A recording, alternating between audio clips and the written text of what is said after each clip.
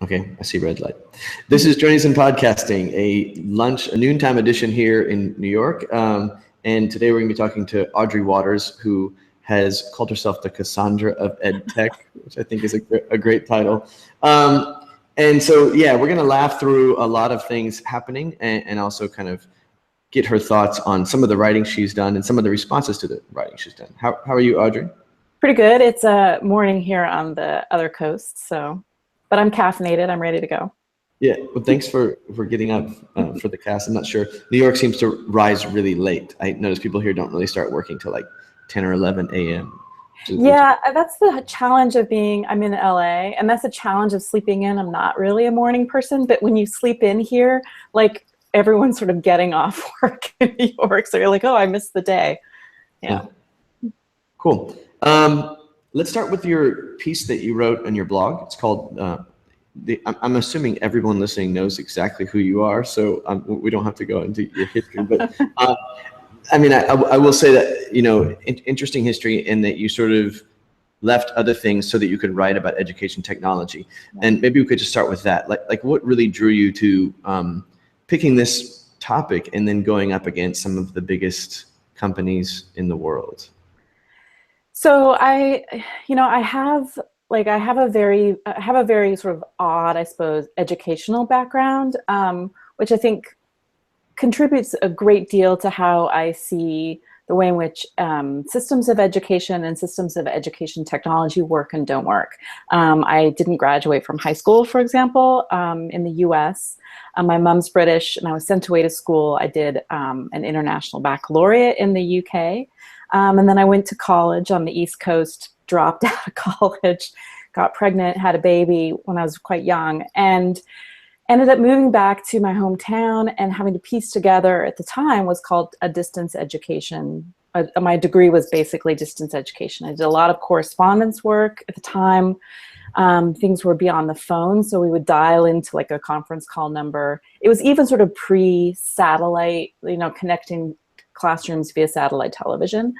And so when I finally finished my degree and went on to graduate school, I was already thinking about the ways in which technology really did shape a lot of things that happened in the classroom, shaped the learner's experience, shaped the teacher's experience. And as a graduate student at the University of Oregon, my very first or second year there, I should back up and say the University of Oregon, like many schools in the 1990s, gave faculty, staff, students a web space. So a web space. So I had the www.uoregon.edu Audrey Waters little space on the web where I diligently put course materials.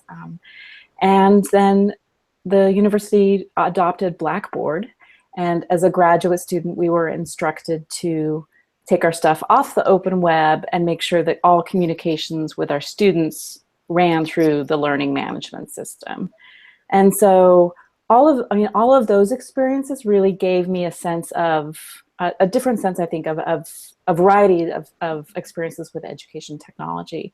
And then I worked very briefly at the University of Oregon in their continuing ed office for the department ran ed tech conferences. And that was my first experience. You and I were chatting earlier. That was my first experience in 1997 with what's now called ISTE, but was then called NEC. And in 1997, it was held in Seattle. And they got this guy named Bill Gates to keynote. And it went from a conference that was pretty small of what they called at the time, computer using educators. It went from a very small conference of 2,000 to 3,000 people to 8,000-9,000 people in attendance. And I worked that job for a couple of years and got to know both, I would say, forward-leaning, progressive educators who were using computers in the classroom in the K-12 setting, and then also recognizing this giant corporate interest that was not just the Microsofts of the world, obviously, but the Pearsons and whatnot. And I started doing some freelance writing in the mid-2000s or late 2000s. And I really wanted to write about education technology because I saw a lot of education technology sort of companies resurfacing. after sort of the dot-com bust, after sort of a lot of the predictions of failed promises of ed tech in the early 2000s. And I couldn't get editors interested in me writing about education technology at the time. So I started my own blog. I was like, well, I'll just do it for myself, do it on the side. And it actually very quickly became something that I was able to sort of do full time. So that is a long story of how I started Hack Education. Yeah, but this is actually, you know, in your narrative, I'm listening to kind of how individualized a lot of your learning has been. Like, sounds like you've had to take the personal agency to work through distance education. And so that's very alive today in this idea of personalized learning. And one of the things you wrote about in your blog was this change in language, for one, which we'll get to in a second. But you open up by saying, like, what you call personalized learning can be many things. And so I'm just going to list a couple, you know, 4 of the ways that you talk about it. You say it could mean the pace, that you just change the time that you have to accomplish your activities. Could mean choice, that students have a say in what they get to learn. It could be by need. You know, every student comes in with specific learning needs. And then this new notion that it's by machine, that, you know, and you trace this long history of machine learning. We recently had, I always try to connect kind of ideas from cast to cast. We recently had Kerry Rosseth, education researcher at MSU, and he was talking about this difference in goal structures between individualized, cooperative, and competitive structures. And in these different types of personalized learning you mentioned above, I wonder how you would account for those kind of different goal structures. That, like, when you learn by yourself, you know, there always is sort of that notion that if you're just learning by yourself, you're only going to accomplish up to a point. And Johnson & Johnson and others that have researched this idea of cooperative goal structure repeatedly show through research that we have great benefits, that we need to talk about things. Stephen Downes talks about this, you know, this inherent need we have to share our experiences and connect our concepts with others. How do you think through that when you're thinking through personalized learning? So I think that these are lots of really, I think that these are all really important questions. And it's, for me, one of the reasons why I'm particularly skeptical of the model that I hear from a lot of, I would say, Silicon Valley. I use this shorthand, Silicon Valley, a lot. And I don't just mean people who live and whose businesses operate in the sort of Palo Alto areas, but sort of the sort of new brand of education technology companies that talk about personalized learning as though it really is an individual alone that can move through the content, sort of the way in which the algorithms decide to present the content to the learner to sort of maximize the efficiency. And I'm purposefully using all of these sort of business-oriented, production-oriented terms, because that's very much, I think, how this is viewed. And these do, I think that this model, it has a lot of, it relies on a lot of, I think, it relies on us sort of imagining the learner to be a certain kind of person, right? Someone who is an autodidact, perhaps, someone who likes to learn alone, someone who's not really interested in feedback from other people. It also, I think, thinks of content in a certain way, that content is sort of like this atomized sort of nuggets that you can sort of like eat it alone and sort of consume that piece of content and then move on to the next sort of intellectual meal. And perhaps one might imagine that that works in certain areas. I don't think it does, but I think that there's an idea that works in math, for example.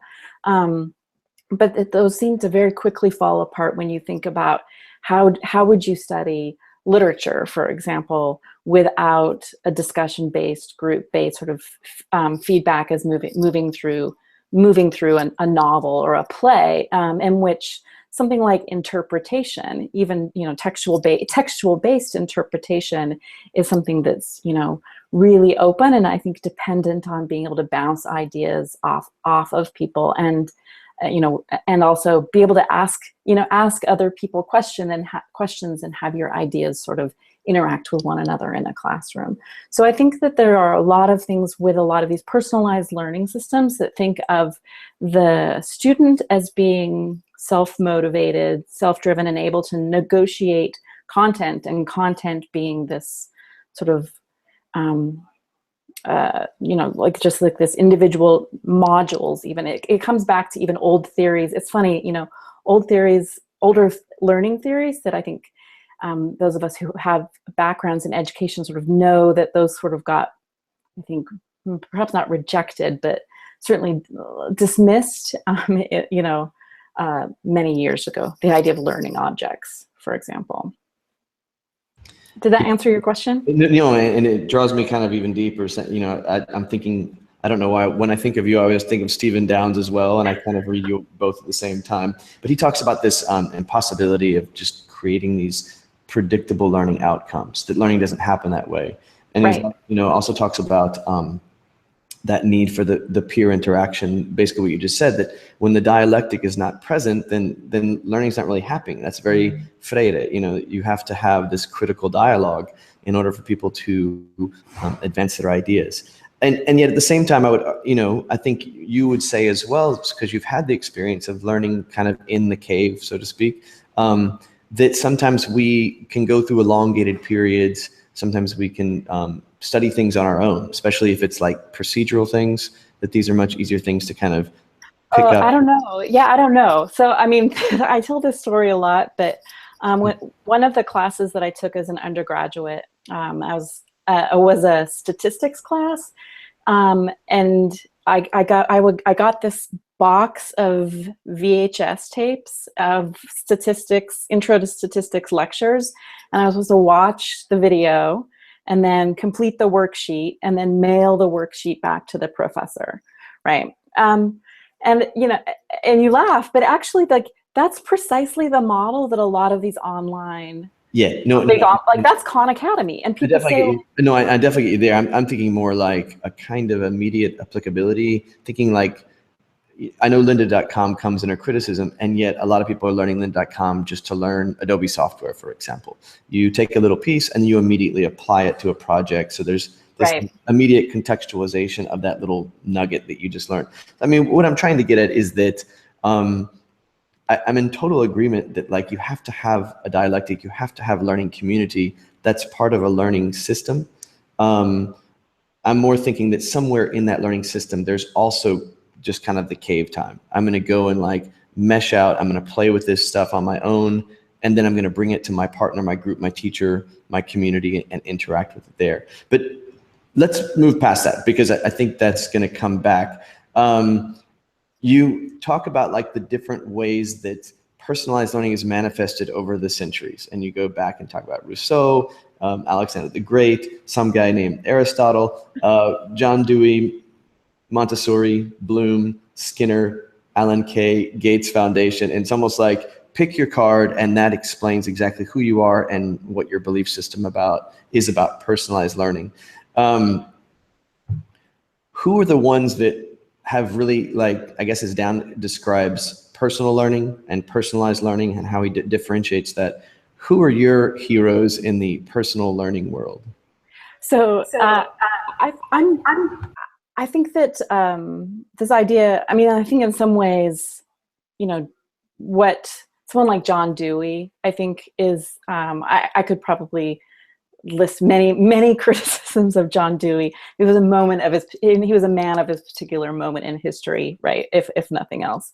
But I think the idea of like a project-based learning is incredibly important to me. When I think about the things, I mean, you were talking earlier about the lynda.com. I mean, in some ways, lynda.com, like that can very easily fit into something like project-based learning. Like, I'm working on this larger thing, and I don't know how to do X, Y, or Z thing. I'm going to look for content for some sort of explanation using the internet to find how to do it. But it's not in the service of that thing as much as it is in this project, this larger project that I'm working on. And the project, you know, the project itself lets me sort of explore many things in doing it. So I think project-based learning is pretty important. You know, and I think that, you know, someone like Stephen Downes, I think is is a model as well for how I've even constructed the way in which I do research on a daily basis. So his OL Daily newsletter, for example, in which he lists, you can sort of tell it's like the things that that Stephen has read and have come up in his RSS feeder that are interesting to him. He's marked it, and he's sort of, you know, marked it as significant and then made a comment on it. I think it's an interesting model for thinking about how does one constantly sort of do research that's driven by one's own personal interest. So for me, it's, you know, I think about those kinds of things for my own learning. But, you know, I think for applying them to other people, it gets really complicated, because we're talking about, I'm really interested in how these things work in terms of systems and institutions.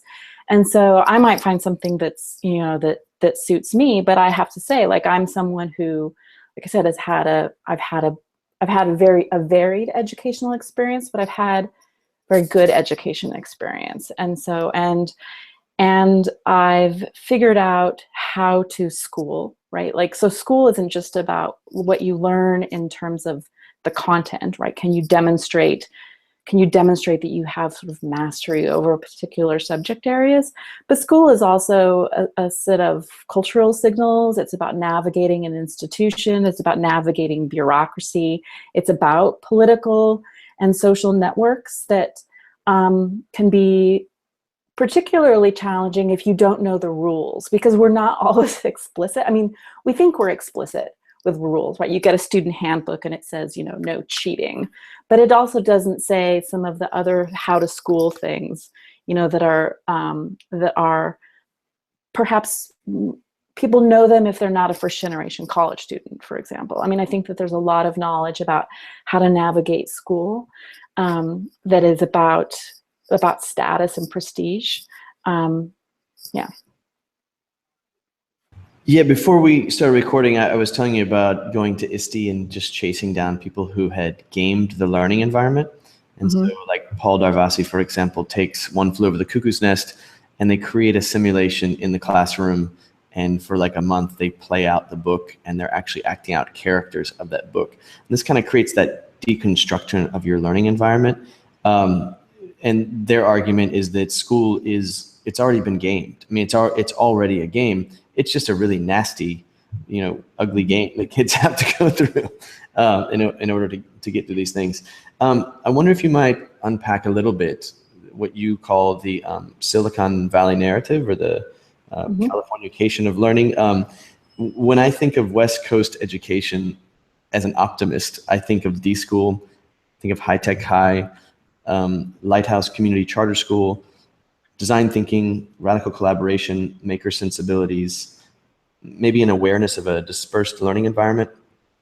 But it's also Microsoft, Google, Facebook, libertarian philosophy. I'm sure the Koch brothers are somehow over there manipulating elections. What do we have to gain in the edu sector from Silicon Valley? Like what positive things can we get out of this? And then what would you say are the biggest worries that we need to watch?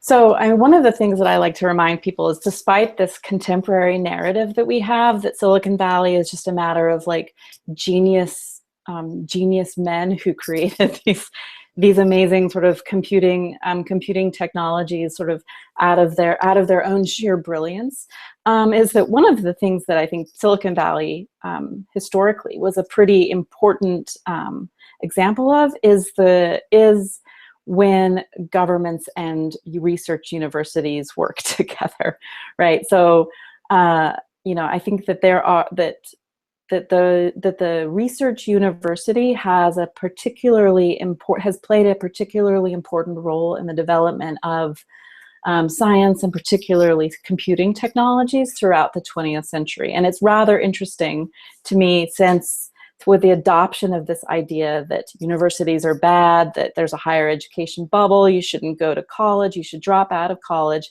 that at the same time that we've seen the promotion of that story from certain Silicon Valley types, that the tech out of Silicon Valley has gotten really quite stupid, right? That there's really quite nothing really that interesting that's actually sort of pushing the field forward that's happening outside, like that's happening among sort of the business only, market only side of things. I think the role of a research university, and a research university that isn't simply committed to making products, that's sort of not just doing applied research, but that's really interested in sort of theoretical science, is important. And it was fundamental to the kinds of achievements that this country had in the 20th century. So that's a good thing. I mean, even the garage myth, right? This idea that Hewlett Packard was sort of formed in a garage, two guys' garage in Palo Alto. That founding myth that Silicon Valley likes to talk about, that it's just like, two smart guys on their own time who build this thing on their own. And that's a myth that Apple likes, that myth. Lots of company, Google has that myth.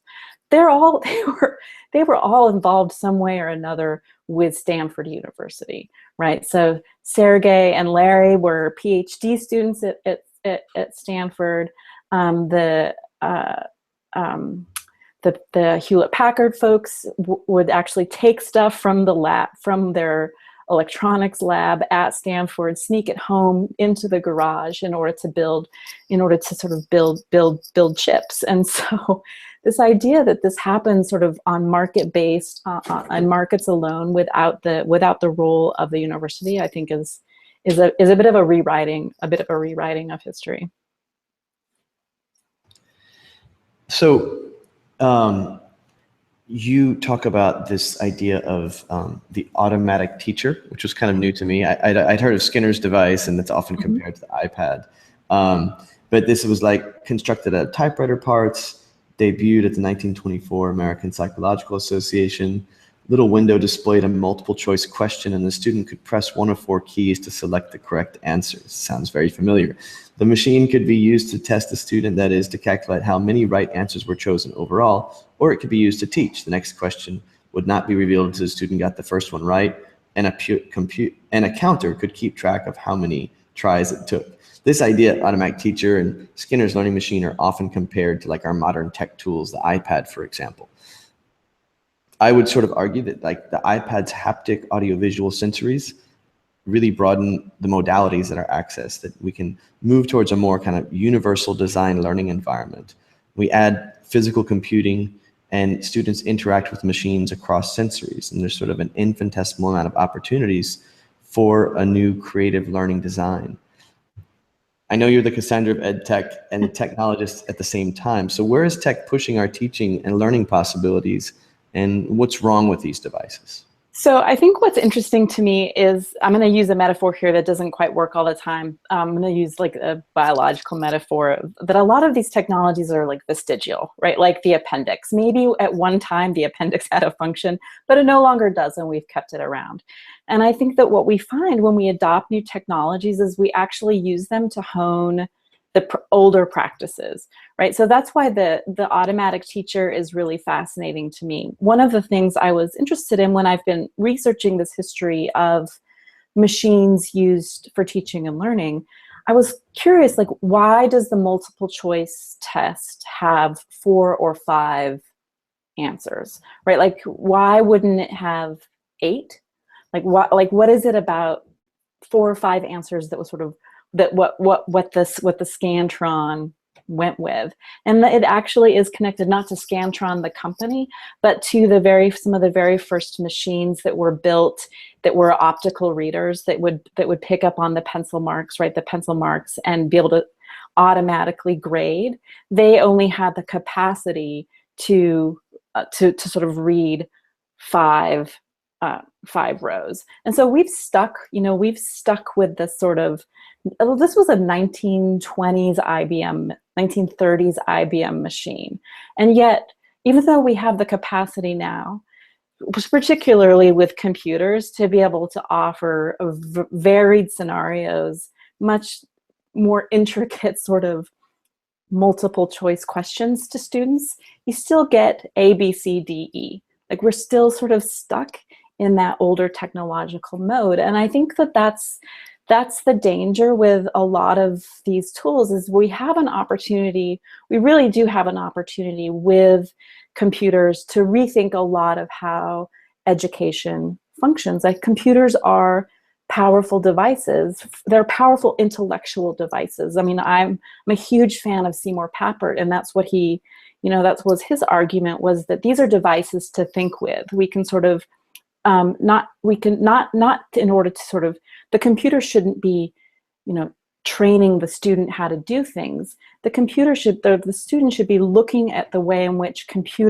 logic works in computers, and use that as a device in order to sort of intellectually, logically, computationally, if you will, model and think about their world. But instead, what we do is we use these devices to sort of take what happens in an analog space and make it digital. So we do all of the practices, we take all of these practices that are offline, that have long histories to them, and we tend to sort of just port them.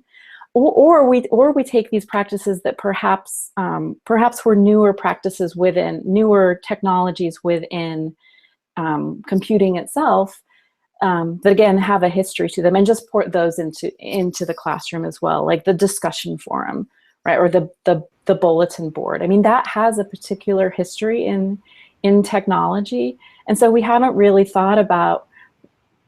necessarily thought about how do you have a discussion online. We're like, oh, we'll use the bulletin board. Like, why? I mean, we'll just use the bulletin board. Blackboard comes with a bulletin board. That's what discussions look like. They're threaded. You can vote up comments. You can vote down comments. You respond to people, and it looks a certain way, instead of perhaps rethinking, really imaginatively rethinking the way in which the technology works. I mean, we're very stuck. Our imaginations are, unfortunately, I think, are quite limited and limiting when it comes to education technology. We do a lot of, I mentioned the learning management system. The learning management system is a reflection of a particular moment in history when the student information system did not have a portal to the web. It grew out of the web portal moment in the late 1990s, right? When we were all using AOL, and AOL was like, don't go on the web. You want it like, stay in AOL. We'll give you discussion forums. You can get chat rooms in AOL. The web is scary and wild.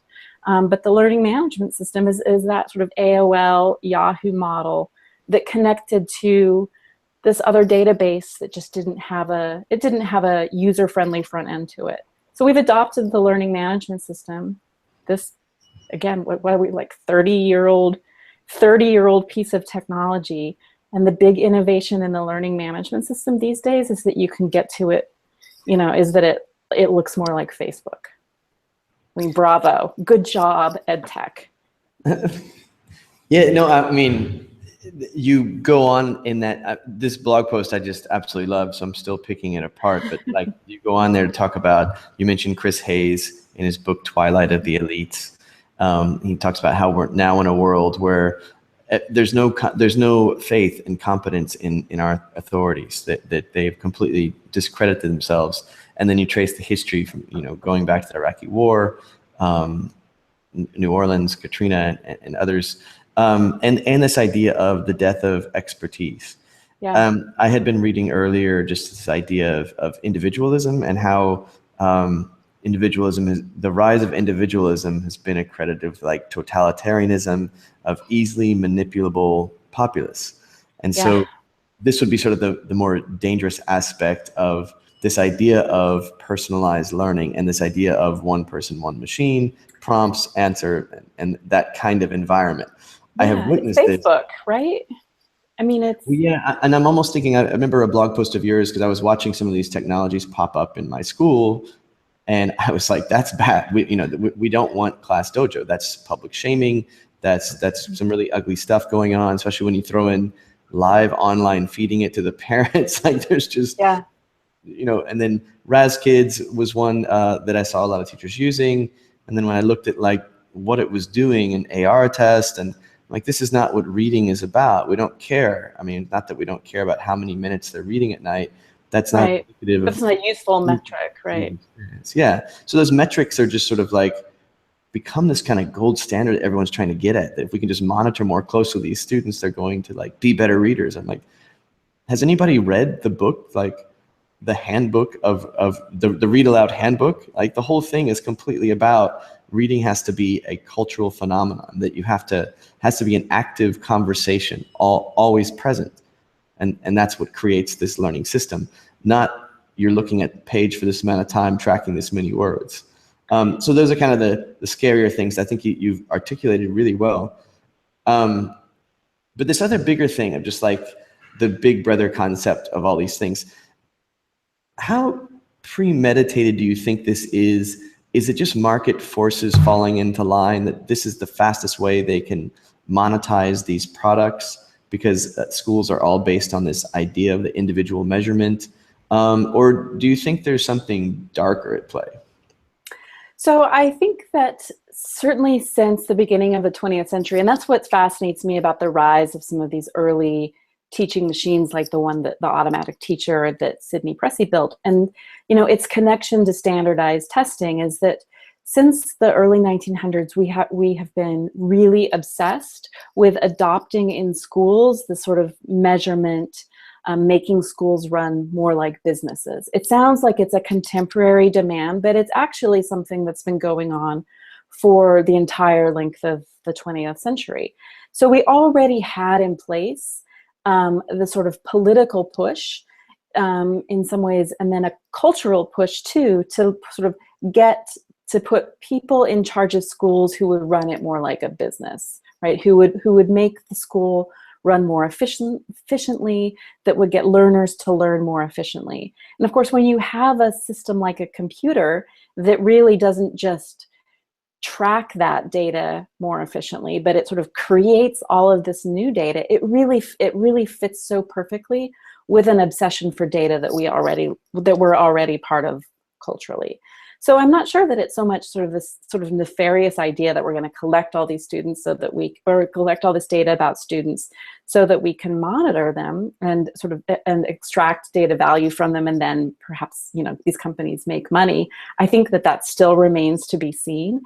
I mean, when you hear people talk about data is the new oil, but I'm not sure that that's really true. I mean, advertising seems to be profitable for Google and Facebook, but advertising isn't really a model that we accept in schools. So our school, Audrey's education technology company, is going to be able to profit off of student data. I'm not sure, but I do think that they are really creating a cult. They are really sort of coinciding with a culture of surveillance that we've also found ourselves in. I gave a talk last week in which I looked a little bit at the history of the baby monitor, partially because I was sort of tired of talking about education technology, but also because I saw that there was a new device that Mattel was promoting that was sort of like a baby monitor plus a virtual assistant. And there's so much talk right now about AI in education that I wanted to look at the history of the baby monitor. And if you think about the rise of the baby monitor, somewhere along the line, marketing has convinced parents that you must put a baby monitor in the baby's room. There's no medical need for it. It serves no medical purpose. But it really is part of this idea that like we must always sort of have one eye on or one ear towards what the child is up to. So we really live in this, and I think schools have long arranged themselves in ways that also further surveillance, right? I mean, it is one of the deeply negative tendencies of our educational institutions, the way in which we organize the classroom. The physical layout of the classroom is very much about keeping an eye on all of the students. And so again, as we have these new technologies that sell us with this idea that you can just, it's even easier now to keep an eye on all the students, not just while they're in their classroom, not while they're in the classroom, but you can actually see what they're doing on their devices. And you can see what they're doing on their devices when they're at home. I think it just taps into, this other sort of culture, these sort of other cultural narratives that we have that I think we should resist, but it requires us unpacking a lot of the expectations, a lot of the practices that are deeply ingrained in our institutions. You've heard of Altschool, correct? Yes, I have.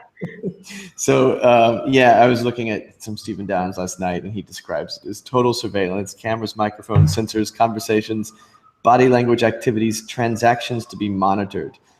To contrast, I'm personally a big documenter of kids learning, and Yeah. I do believe that you can use recording device. I mean, not on all the time, but like this idea that if it's done with the right intention, that it's actually a healthy kind of research. And this is the Reggio Emilio model, right? Yeah, I was going to say the Carla Rinaldi of Reggio Emilia, she called documentation an act of love. And I'm sure you've heard Carl Pearson's quote that that which is measured improves.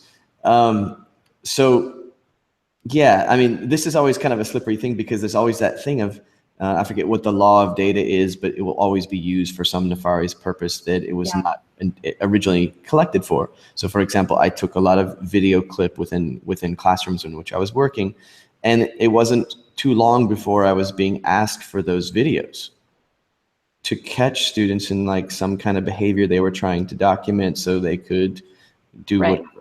And yeah, of course I didn't give it up. I was like, that's complete bull. And then who knows, like with all the documentation, we would show these off in screens in school, and yet, you know, I was never really sure, like, was it ever used for, you know, tracking teachers or tracking students or whatever else. So it's a really, really sensitive issue. How does Altschool get away with that? And like, is this something growing? I mean, I've only seen that in really, you know, in Latin America, where I've taught for a long time, there are schools that record all their classrooms, that have, you know, cameras watching. I recently worked in a space that had 24-hour surveillance. Felt very weird. There's always a camera there. You know, I'm not sure if I ever picked my nose or anything, but I'm sure they got something on me. Who knows? But it's a really scary thing to like have just sort of cameras out there all the time. What's going on? So there's a couple of things about Altschool that I find interesting / horrifying. One is, I think what you absolutely nailed is that this is, you know, this is sort of, again, this is a really, this idea of total surveillance to me is deeply problematic, partially because I think it works on assumptions about that there are these external signals that students give off that somehow are about learning or not, right? I think that it imagines that students sort of signify that we're always looking for sort of whether students are bored or whether students are engaged or whether students are learning, and that somehow one has to have the sort of system of total surveillance in order to ascertain that. You hear that rhetoric a lot from, I think, folks from sort of these Silicon Valley types, as though teachers have never, like, until you put a camera in the classroom, teachers, or until you track this stuff, teachers have no idea what students are doing. I'm like, teachers have a really good idea of what students are doing. I mean, and good teachers, I mean, this idea that sort of teachers are just standing up at the front of the classroom spouting stuff with no understanding of students' reactions, students both in their work or in their sort of body language is really quite insulting. Teachers have a good idea of who's bored. Teachers have a good idea when a lesson's not working. They are paying attention to what students doing, even if they're quote unquote, you know, lecturing. So I think that it's part of this larger narrative that teachers are incompetent and that we need to enhance these technologies. I think it's also a rewriting of progressive education, and I think that that's one of the things I'm really aware of right now, is how personalized learning, I think, sounds really great to a lot of educators who would see themselves as being progressive educators, who are really interested in that sort of project-based, Dewey-oriented, Montessori-focused, Reggio kind of model. And Altschool describes itself as Montessori 2.0. They say that they're just like Reggio Emilio, and I have to say they have no they have no clue what that means. So perhaps Montessori, perhaps they have a clue of Montessori, but certainly very little understanding, I think, of the kind of school that Carlo Rinaldi operates in Italy. I mean, Montessori itself is another interesting sort of historical, story we could go down. But when the Montessori brand came to the U.S., Maria Montessori really exerted no control over what it would look like, and so you can have Montessori applied to a bunch of things, including sort of apps on your iPad that if you were to look at, you would say, like, what on earth makes this a Montessori app? Like, everything I know about Montessori as a theory of teaching and learning is sort of violated by this iPad app, and yet there's no sort of branding, there's no sort of authority that sort of sanctions that says you're a Montessori school, you're a Montessori app, and you're not. I just feel, having been a teacher for a long time, I've increasingly felt this over the years that we have designed a kind of non-profession Yes. that nobody really stays a teacher. That even if you do stay within education, the expectation is that if you're like a go-getter, that you're going to move up, you're going to become a coach, administrator or something, or you're going to start a startup and market to schools. And many times at conferences, I hear teachers saying, I ask what they do, and they're like, "Oh, I'm still in the classroom," and like they say it with some great deep regret. And I'm like, this is terrible. Like, my mother was a teacher forever, my grandmother was a teacher forever, and they always saw that as a very honorable thing. Mm-hmm. And so I feel like behind a lot of this ed tech design is what I guess top-down education has been trying to do forever, to create a teacher-proof system, a predictable system that we can get around those teachers, and we can structure it in a way that everyone's going to be successful because we've now got playlists on Facebook. Right. And isn't it interesting that this is a profession that is largely dominated by women, right? And that is still probably, with the exception of the federal government employees, the largest union in the United States, or the largest union, and then I think the third largest union in the United States. So it's women, and it's unionized labor, which of course again set up all sorts of warning bells for a certain group of people who want to sort of change, not just change schools, but sort of change labor relations writ large in the country. And back to against collectivity, pro individual, right? You don't why would you need a union when you've got rugged individualism? So walking down through the Facebook thing, because when I first saw Facebook, I actually, as an educator, looked at everything through kind of the lens of what can I appropriate for kids. And my dream was oh my God, we need that. We need that for education. That looks really cool. We could have social interaction. We could have modules of study. And I just kind of played out the role in my head. And then a few years later, of course, Edmodo pops up. But nothing that I've seen is what I was dreaming of. I mean, everything has become this closed loop. And this whole idea that, you can create this closed system and kids are just going to go on and have playlists. I like the idea of, people curating their own content. I think that's wonderful. But in the particular Facebook one, all I'm seeing as far as the near future goes is a lot of third world countries buying into this kind of stuff and, filling their classrooms with, I think you wrote in your blog about projects in Africa where there's 50, 60 kids in a class with one teacher, and they're paying to go have this experience. This is what I see coming. What do you see?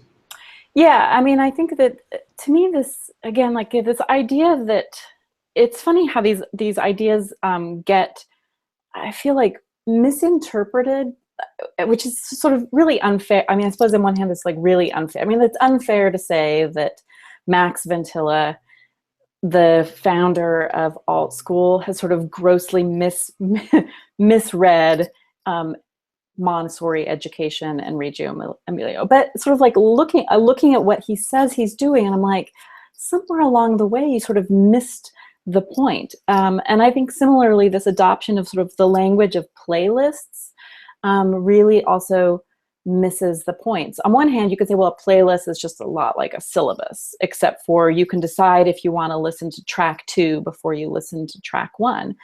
But often, I mean, I think that, again, like, often we think about the way in which a class, a good class is structured, or even, you know, dare I say, like a good textbook, if such a thing exists, is that people have thought for quite some time about why you do chapter 2 or track 2 before you do chapter 3. And so I think that, you know, being able to sort of throw it all up in the air and say, move through this however you like, sounds great on one hand, but I'm not sure that it necessarily works programmatically. Again, you know, thinking about project-based learning, you're figuring out skills, you're investigating particular topics that are interesting, and you're building the skills along the way. That's very different than listening to putting an album on shuffle, right? And it's because it's still an album. You're still stuck with the 10 tracks on your playlist. And so I think that it works with a lot of really sort of strange models of how they imagine students to learn, how they imagine knowledge is. I would say I don't even think they think about knowledge being constructed. They think about knowledge being delivered. And so I think that it doesn't really matter what order the knowledge is delivered if you don't have a mental model that thinks about knowledge construction, right? You're just going to deliver the lesson, and then the student is going to sort of gobble it up and then move on to the next interesting or relevant topic. I think that a lot of these tools, you know, I think that the Edmodos and the Facebooks and stuff, you know, I think that this idea of being able to have social technologies for education is important and it's interesting, but again, it looks really different when you're thinking about building the kind of personal learning network that like Stephen Downes would talk about, and then forcing everybody in your class to participate in a discussion forum, or I don't know what the language is, in a news feed oriented discussion on a Edmodo page. Yeah, no, I mean, I think you're saying the same, I guess, that we've thought, or we, like circle people I've worked with over time in Bogota, and that's that the physical space is always like your primary human interaction. That the digital part is always, it can greatly complement it with asynchronous input, with kids, you know, getting to mule things over, have different spaces to kind of think about those topics. And yet even that, I would argue, requires like an awareness of, I guess it always boils down to the belief system of the teacher. That if the teacher believes in a healthy dialectic, then they're going to see social media as an extension of that healthy dialectic. If they don't, and it's just and they're just running through the criteria of their accountability measures, then it's just going to be this other kind of nasty thing. I like how you kind of write about the history of futurism. Just sort of, you know, I think this is kind of out in the air right now. Like, you know, I think it's by no mistake that Margaret Atwood is like one of the more kind of popular reads and stuff. This idea of kind of looking at science fiction and who's been doing this for a while and how it's changed over the time. Here at the ITP camp, there's been a lot of talk about this speculative design. It's kind of exciting because it's more like looking at the near future and how do we design for that near future. We interviewed an architect, Keiichi Mitsuda, who creates these animations about dystopic and utopic augmented, but like projecting like just a few years ahead of time. I feel like this is something we need for education, that people need to be kind of like writing these fictional fantasies of what this is going to be doing in 5 years. Where do we think we're going? There's so many pieces that can still be put into play. Have you ever thought about writing some science fiction? I have thought about it. Actually, I think about it all the time. My background is in some ways in literature, and so I'm a huge fan of science fiction. In fact, I told myself this year, 2017, that I was only going to read fiction. Like I needed some sort of like escape from like the contemporary world. But then, of course, I read science fiction, which is never an escape, which is always a reflection on what's happening today. And back to what I was saying earlier about sort of this sort of misinterpretation of something like Montessori. I always crack up and then like that sort of nervous, horrified laughter when I hear technology people invoke certain novels that they've read that like inspire them, right? So like there was an interview, it's been several years now, that Saul Kahn had in the New York Times, in which he said that Ender's Game was the model for Khan Academy. And I was like, dude, like, have you read Ender's Game? Like, it's actually like children being forced to participate in an imperialist war without their knowledge or consent. Like, that's your model? Like, have you not ever, Saul, like, take a literature class. I know you went to MIT, you're a smart guy, you know a lot about math and computer science clearly, but like, wow, your reading comprehension and your capacity for literary interpretation sucks. So similarly, Zuckerberg gave everyone at Facebook a copy of Ready Player One, like, woohoo, the future is going to be about VR. And I'm like, not that future though, right? Like, you're making it clear that that's not the future.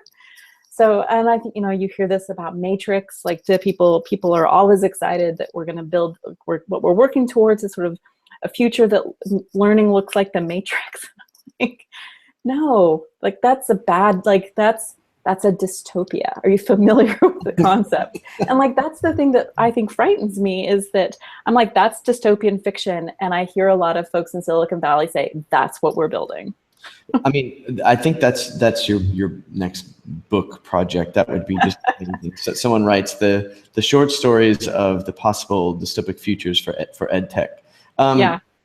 This week, anyway, we've been on for like an hour, so I know that you probably have a day to get to at some point. But I want to hit you with one more thing, and that's just something that's been very current this summer. I've noticed that New York Times has been on this, and EdSurge.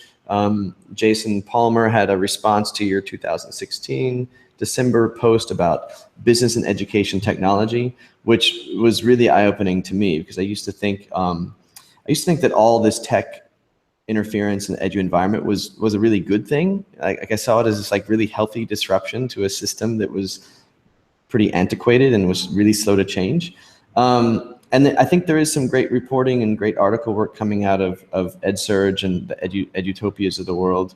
But I've been getting this creepy feeling on any lack of critique or criticism on the ed tech sector. So who are your go-to voices, publication channels out there monitoring ed tech that are interested in these edu markets? Common Sense Media, Teaching Channel, New York Times, Atlantic, like what do you pick up? So I agree. Like, unfortunately, I think it's one of the things that education technology as I don't know, we call it a profession, an industry, some people want to call it a discipline, unfortunately has spent so much of its history arguing for why we need technology that it's forgotten the other piece of it, which is sort of why we need humans, and why perhaps technology isn't the sort of idea of technological solutionism is incredibly dangerous. So I don't think that there are very many people who are sort of doing this work. And I think one of the problems with sites like EdSurge is that they're absolutely funded by the very venture capitalists who are also funding the things that they cover.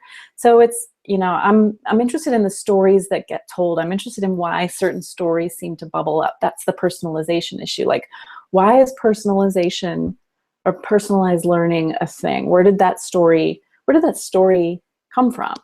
Because it didn't just emerge out of thin air. It has a history.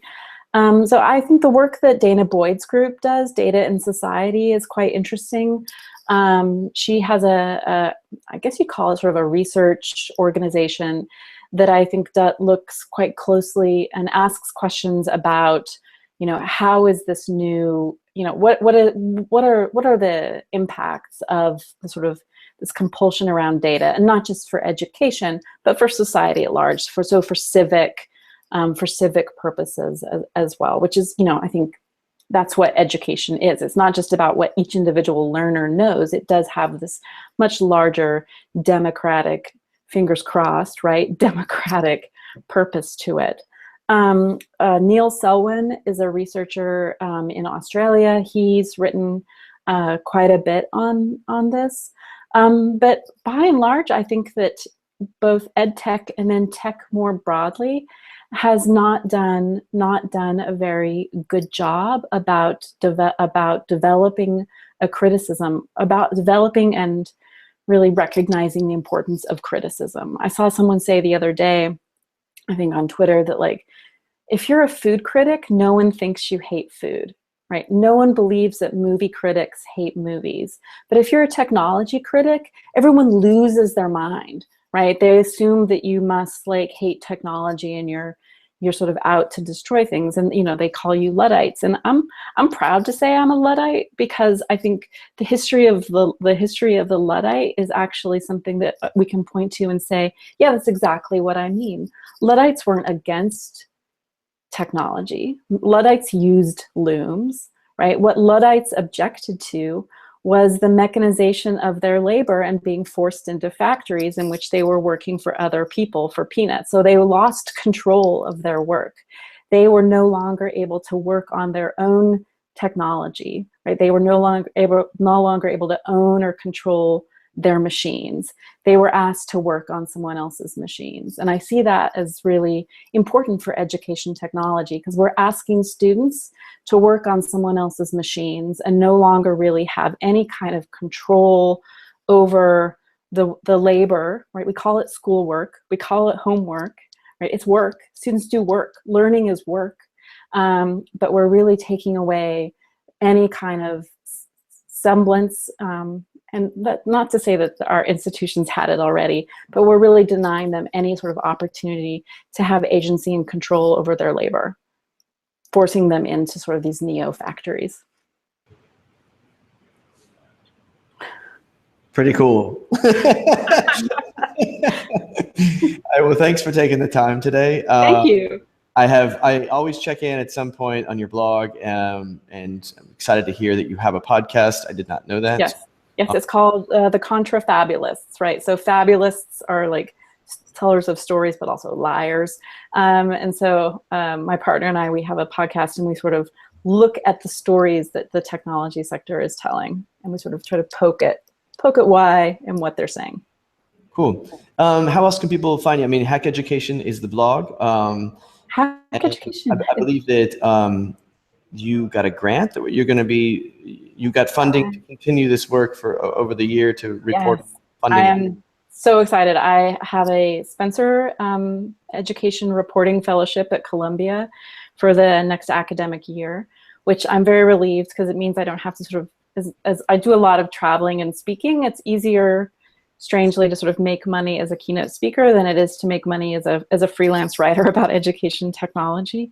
But I won't be doing any traveling and speaking for the next year. I am focused on my research, and my project is to look at sort of what are the political, social, financial networks that are sort of underpinning education technology. So again, like, where does personalized learning come from?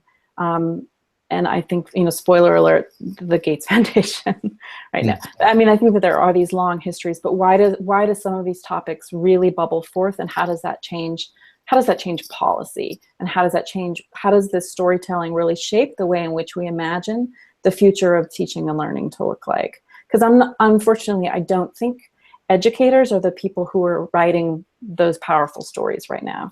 It's Silicon Valley. Cool. Well, please keep it up. Thank you. Thank you. Thanks for joining. I'm gonna disconnect if you just stay on just for one moment. Okay.